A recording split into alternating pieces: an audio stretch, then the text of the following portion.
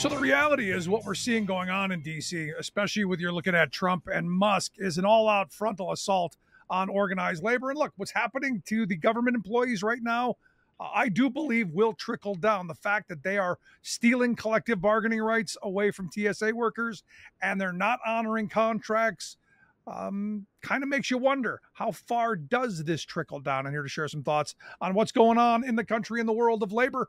I've asked Brent Booker to come talk with us. Brent's the general president of LIUNA, the Laborers International Union of North America. You want to check out their website, liuna.org. Brent, thanks for taking time for us. Of course, Rick. Good to be on. Thanks for having me. So I look at what's going on, again, stealing collective bargaining rights away from the TSA workers who fought so hard to get them. And then all of the firings and all of the chaos. I've had people say, well, that's just them. Am I wrong to assume that trickles down to you, your members, to other unions across the country? Well, we should never normalize losing collective bargaining rights. And when it gets lost in a headline of 20 other things that happened today, we can quickly gloss over the fact that thousands of Americans lost collective bargaining rights. And that's a problem. This is something that they fought for. We fought as a labor movement for it. So the ability to join a union, the ability under the First Amendment to gather, to have freedom of speech, to talk about this. And then if a majority of them want to form a union, they negotiate and sign a contract. At the stroke of a pen to lose that's troubling. And that's something that we should all be concerned with. And unfortunately, in this day and age and the reaction to some of the other things that have happened in the last several weeks, if it doesn't have a direct impact on you, then you just gloss over it as another headline and that's somebody else's problem. And I think as a labor movement, we need to personalize these stories and have people not just say, I lost my job, because Americans lose their job in the public industry. They lose it in the private industry every single day. But we need to have the impact of that job loss as to how it affects day-to-day lives and normal day-to-day lives of everyday Americans. And then tell those stories in a personal way, not just that I can't afford my rent, although that's important, not just that I'm living paycheck to paycheck, that's important, but what's the impact of this loss have of this federal agency on my ability to safely fly in this country or any of the other agencies that have been, the thousands of Americans have lost their jobs. Yeah. And look, we take for granted what was built under the banner of an injury to one being an injury to all. People fought, bled, and died for the 8-hour day, for maximum hour laws, for child labor laws. And it seems there are those out there right now who are cheerleading them going away and being, well, it's not me. What do I care? And right now it's the federal employees who are being targeted. But again, this stuff doesn't just stop. The ball keeps rolling downhill. And I think it all eventually comes for all of us. That's the sad reality. Yeah, that's the fear, right? And at some point, we're going to have to all stand up and be counted. Yeah. And we also have to not get lost in rhetoric. We can't get lost in what others' perceptions are. We got to stay in the truth, in the facts, in the reality, communicate those. And then when there are direct impacts or indirect impacts, we got to talk about it. And then eventually at some point, maybe we're going to have to do something. Yeah. And look, I look at the newly confirmed Secretary of Labor, Lori Chavez DeRemer. A lot of people are hopeful that she's going to be, well, maybe my guess is less bad than anyone else. But I'm curious, do you have any thoughts on the newly confirmed secretary? I do. Look, when she was a member of Congress, we endorsed her as a Republican in Oregon. She stood up and got counted. She was one of the few Republicans who endorsed and co-sponsored the PRO Act. When it was first introduced, she was a Davis-Bacon Republican. So as a member of Congress, she earned our endorsement. She stood up. She fought for working people. And when she was put forward as the nominee for Secretary of Labor, we cheered that. And given who her record stood for itself, right? And her record of standing up for working class people as a member of Congress is how she earned our endorsement. We throughout the process encouraged senators that we thought that she was good. And I hope that as Secretary of Labor, that she acts and governs as Secretary of Labor as she did as a member of Congress, and that's why we endorsed her, and that's what I think she's going to be. And I'm hopeful that she's going to stand up for the working class, just like what the president ran on and what she ran on as when she was running for Congress. Well, that's my hope as well. Look, I mean, she was the best choice of worst options, in my view. I hope she does, lead as her record in Congress would lead us to hope. But I watched that hearing, Brent. There was nothing in there that made me warm and fuzzy. Yeah, I would like to sit here and argue with you and tell you that you're wrong. I can't. I watched the hearings. There were some troubling answers there. I think what we got to do is look at her record versus her answers. Now she has a chance to prove who she is. Is she her record as a member of Congress or her answers in the hearing? And I'm hopeful and will encourage and persuade and do everything I can for the voices of 530,000 men and women of the Labor's International Union in North America to encourage her to have the back of working people and to be a fair arbiter and carry out the vision of the platform of the President of the United States, who says he has working people at heart. We'll figure that out. Let's talk about that for a second, because you've got members throughout North America. That means Canada as well. I'm curious how you guys are handling Donald Trump's chaotic game of now we're imposing tariffs, now we aren't. Oh wait, yes we are. Oh maybe not. I'm wondering how you guys are how you're dealing with this. Yeah, look, we have members in both the United States and Canada, as you said. And last week we have our Canadian director, Joe Mancinelli, and Central and Eastern Canada regional manager, vice president. And he and I put out a joint statement last week. I thought it was important for us to have this voice of LIUNA introduced in this narrative of tariffs. Tariffs against enemies of our country, that might make sense. Tariffs to try to create domestic manufacturing, that might make sense. But tariffs to harm our allies, tariffs to harm a sovereign nation that we certainly have members, and we all carry. I got my membership cards here somewhere on my desk. That bonds an American worker and a Canadian worker who are laborers. And what I wanted to portray in that statement was to, forget about the chaos, forget about the noise. Let's not lose sight of what bonds us, the family of the laborers, the family of LIUNA. And let's make sure that we don't treat Canada like we would an enemy of the state or an enemy of this country. And we've been using tariffs in this country for a long time. We've never used it with an ally like Canada. And that's troubling to the point where, the Canadian director and myself felt it was important to communicate, because we're starting to get questions from our Canadian members of where do you stand? Where's your allegiance? Where's your alliance? What about us? And Canadians are very patriotic, just like Americans are.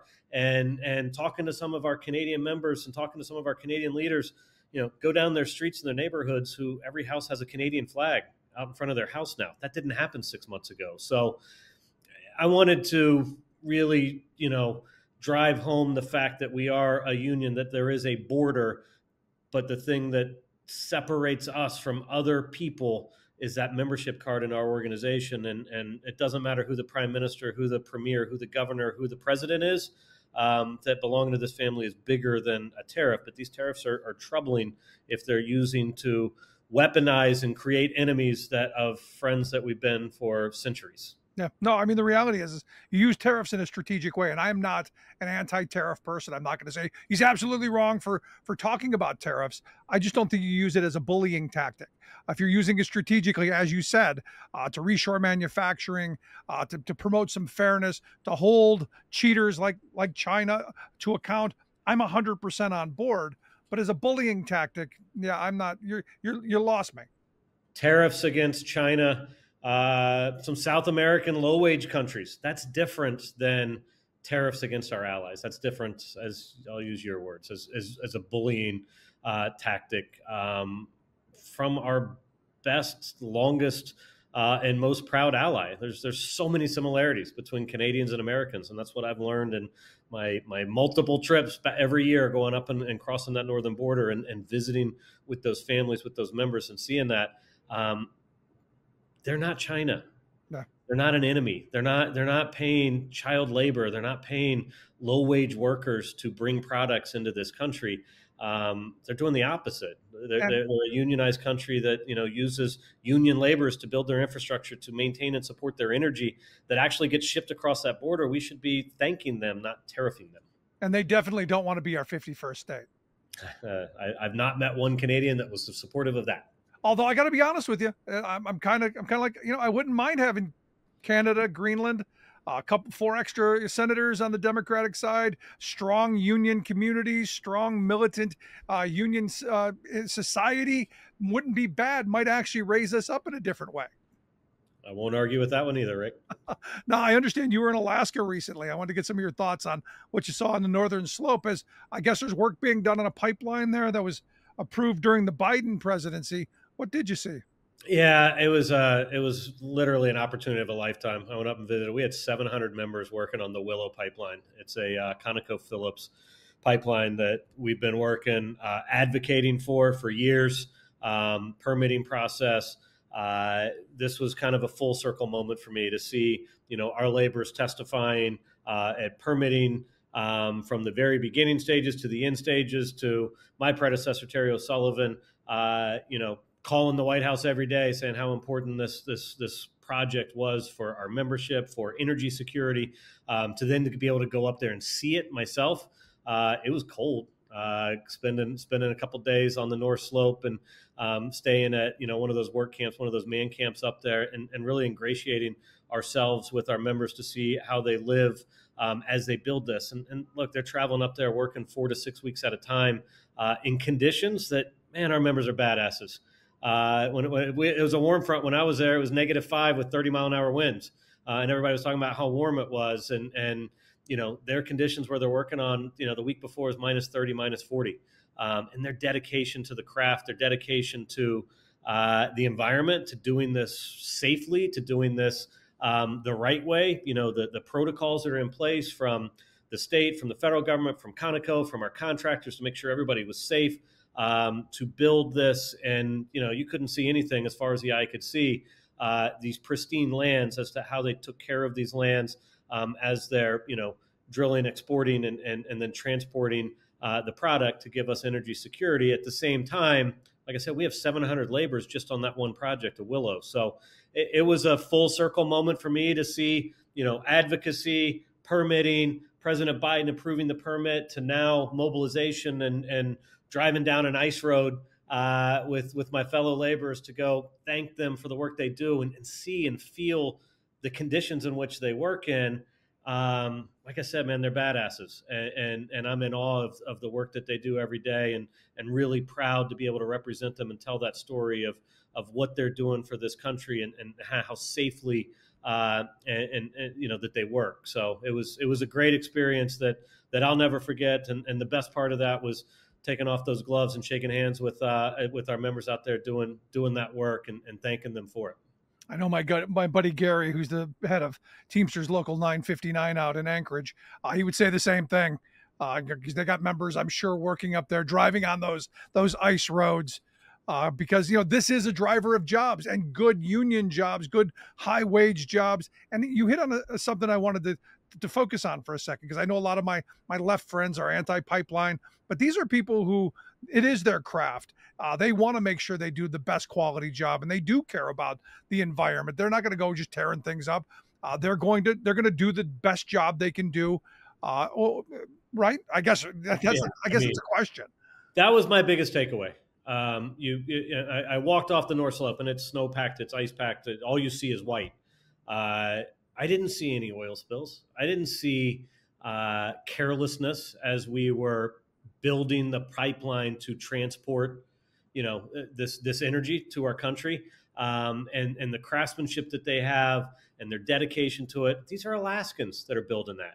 From the owner reps to the contractor reps to the laborers on that, they're not out there to try to destroy this land. We are all and should be environmentalists. There's a way that you can do it safely. There's a way in which you can do it with skilled work. you want to make sure that you got the best welder on the job. You want to make sure that the most skilled, highly trained teamster is driving that truck on that ice road. You don't want an unskilled teamster. You don't want an unskilled truck driver. You want someone that's got experience, that's got training that we provide, that the teamsters provide. Look, we have a joint training set. It's the only school in the country that I'm aware of where it's a joint training school where the teamsters, operating engineers, laborers, and UA all participate in. They got 65 acres where they in the summertime, they build a pipeline on their yard so that when they get into those conditions, it's not the first time of seeing it, so that we've got skilled hands up there doing the work, and they care about it. And we as an organization care, and there's a right way and a wrong way to do things. And my experience walking away from there is there's no doubt that we're doing things the right way up there in a skilled, safe environment in which we are doing everything we can to protect the environment, but use this resource so that we're not importing this fuel from people who don't export it as cleanly and as safely and as environmentally soundly as we do. And it makes us vulnerable. I mean, if we're not controlling our own supply, we're then desperate to the rest of the world. How come we don't hear enough of what you just said, though? Because look, I know that you have this incredible training program all across the country. Building trades unions have these incredible apprenticeship programs. How come we don't hear enough of that? We don't do a good enough job communicating it, Rick. And the buck stops here with me at my organization. That's something that, as you know, we're focused on trying to increase our communications, change who we're talking to, how we're talking to it.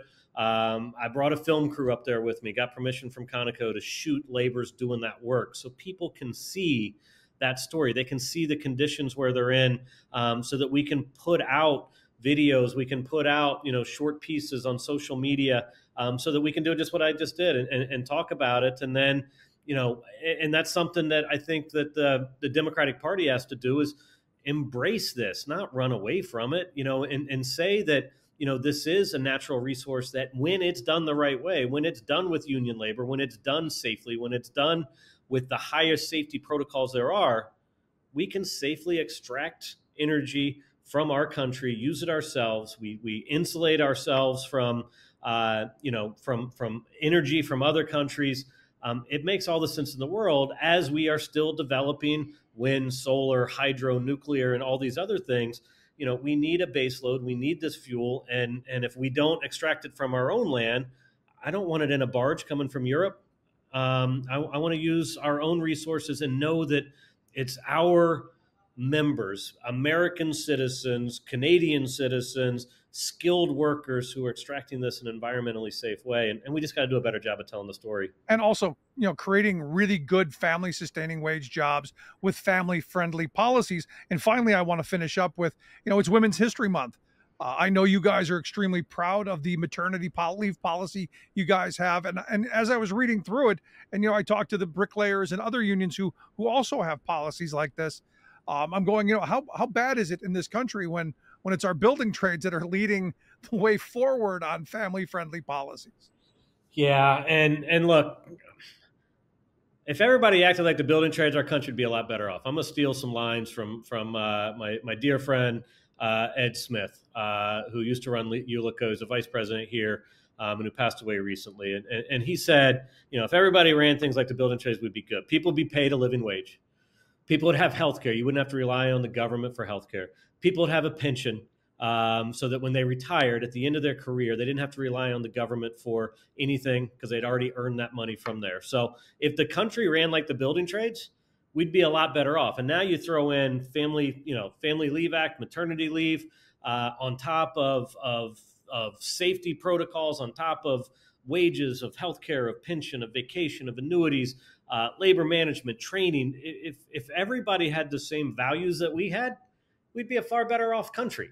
And I firmly believe that, and that's our goal, is to try to organize, double our membership. And we can't double our membership if we don't have more women into our ranks. And this maternity policy is a way in which we're going to hopefully recruit more women in. We're certainly going to try to retain more women in, so that laborer doesn't have to choose the health of herself or her child or her paycheck.